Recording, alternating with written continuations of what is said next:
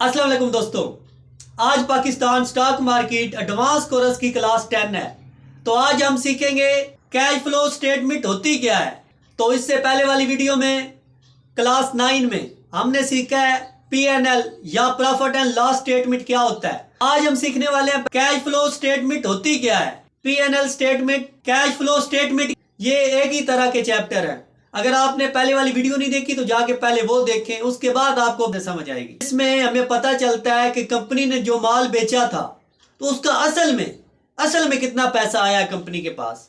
Company ने जो भी माल बेचा है, जो पीछे हमने प्रॉफिट एंड लॉस स्टेटमेंट में पढ़ा है, उसको प्रॉफिट एंड लॉस स्टेटमेंट में लिख दिया जाता है। अब हमें कैसे पता चलेगा जो माल कंपनी ने बेचा है उसमें से उधार भी बेचा होगा, तो हमें कैसे पता चलेगा वो सच में वो पैसा आया या नहीं आया। तो ये सब चीजें हमें बैलेंस शीट से पता चलेगी भी कंपनी ने जितनी भी सेल की है वो सच में जो पैसा आया है कितना पैसा आया है। कैश फ्लो स्टेटमेंट जिसमें हमें पता चलता है कि कंपनी के पास एक्चुअल में कितना पैसा आया है, और अगर कंपनी के पास से पैसा गया है तो एक्चुअल में कितना पैसा गया है। इससे हम किसी भी कंपनी की जो वैल्यूएशन है वो बड़े रियल तरीके से कर सकते हैं।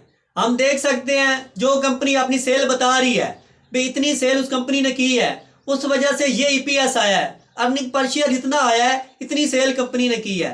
हर बंदा यही देखता है कंपनी कितना कमा रही है, कितनी सेल्स कर रही है, तो ये तो पता चले भी माल बिक तो गया है, पैसा भी उसका आया या नहीं आया। तो ये सारी चीजें हमें पता चलेंगी बैलेंस शीट में। तो अब हम चलते हैं व्हाइट बोर्ड पे, तो इस टॉपिक को तफसील से समझते हैं। वीडियो शुरू करने से पहले अगर आपने अभी तक हमारे चैनल को सब्सक्राइब नहीं किया तो इसको सब्सक्राइब कर दें और बेल आइकन को भी प्रेस कर दें ताकि आने वाली वीडियो का नोटिफिकेशन आपको मिलता रहे। Let's see this video. आज हमारा टॉपिक है कैश फ्लो स्टेटमेंट।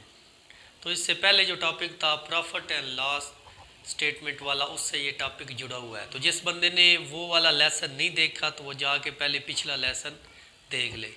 अस्सलाम वालेकुम, मैं हूँ वकार बलवाना। तो आप जुड़ चुके हैं हमारे साथ वैल्यू इन्वेस्टर बनने के लिए। तो आज छोटा सा लेकिन बहुत ज़्यादा अहमियत का अमल जो टॉपिक है कैश फ्लो स्टेटमेंट।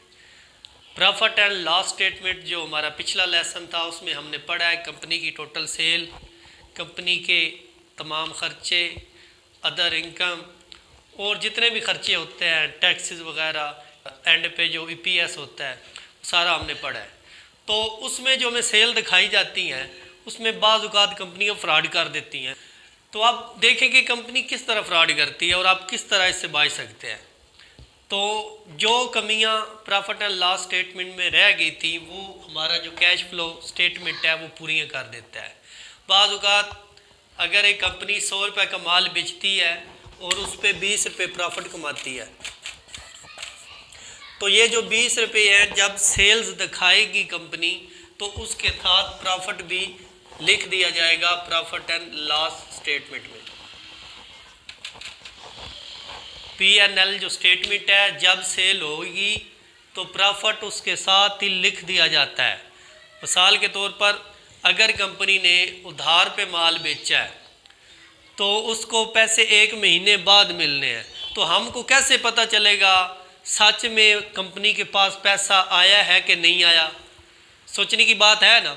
सेल जब हो गई, उधार पे माल बिका, प्रॉफिट एंड लॉस जो स्टेटमेंट हमने पिछला लेसन पढ़ा था उसमें हमें बता दिया गया है भाई कंपनी ने इतना माल बेच दिया है और जो प्रॉफिट है वो लिख दिया जाता है पीएनएल स्टेटमेंट में। अब हमने देखना ये है वो जो उधार पे माल बेचा गया था उसका सच में पैसा आया कि नहीं आया। कैश फ्लो स्टेटमेंट हमें ये बताएगा कंपनी ने माल जो उधार पे बेचा था तो इसको आया माल, जो उसकी पेमेंट है आई है कि नहीं आई। मैं फिर आपको बता देता हूँ ये बहुत ज़रूरी है। कोई भी कंपनी फ्रॉड ऐसे करती हैं वो माल उधार पे, बाज़ औक़ात माल भी नहीं होता, ऐसे ही फर्जी एंट्री करके उधर अपनी सेल ज़ाहिर कर देती हैं। तो हमें कैसे पता चले ये इसने जो सेल की है वो ओरिजिनल की है। तो हमें वो कैश फ्लो स्टेटमेंट बताएगा। कैश फ्लो स्टेटमेंट हमें ये बताएगा भाई कंपनी ने जो माल बेचा तो सच में कितना पैसा आया उसका। तो कैश फ्लो स्टेटमेंट पढ़ना आ जाता है तो आप किसी भी कंपनी के फ्रॉड में नहीं आएंगे। जो company profit and loss statement में आपको ज़्यादा सेल्स बताएगी, आपके साथ फ्रॉड करने की कोशिश करेगी, आपको ज़्यादा आईपीएस बता के, ज़्यादा सेल्स बता के तो आपसे फ्रॉड करने की कोशिश करेगी, तो आप जाएंगे कैश फ्लो स्टेटमेंट में, क्योंकि हमने आपको बताया हुआ है। उधर जाके आपने देखना है आया कंपनी ने जो सेल्स की हैं वो सच में की हैं, अगर की हैं तो हकीकत में पैसा कितना आया है, तो अगर माल उधार पे बेचा है तो पैसा आया भी है कि नहीं आया।